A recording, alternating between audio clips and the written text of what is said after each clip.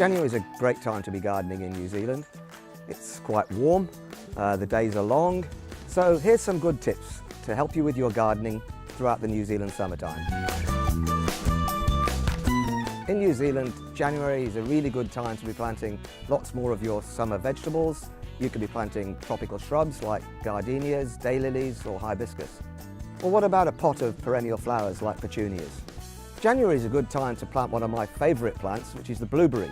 They're pretty easy to grow as long as they have good drainage and acidic soil. Not only do they grow lovely flowers, they taste great too. If you want something greener, you could be planting a herb garden like basil, coriander or parsley.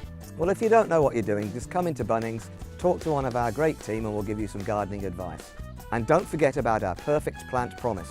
All our plants, except seedlings, are guaranteed for 12 months.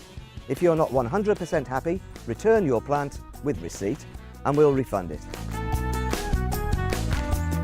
In January, there are lots of things you can harvest out of your garden in New Zealand, like tomatoes, zucchini, pumpkins, carrots, cauliflower, strawberries, squash and cucumber.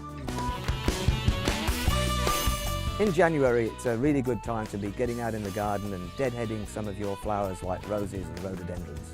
Deadheading not only makes the plants look better, but it stimulates new growth. While in summer, it's a really good idea to water your pots regularly, as they dry out quite quickly in the hot weather. You might even want to consider putting a wetting agent on your lawn.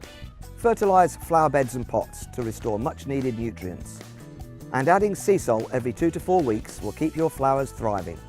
If you're growing tomatoes, beware, birds will be on the hunt, so think about getting some netting for protection. January is a really good time to be getting out into the garden. Anything that you do now, you will reap the benefits of later. And don't forget, if you have any questions, come in to see us at your local Bunnings. Click here for more gardening advice, or click here to go back to the website.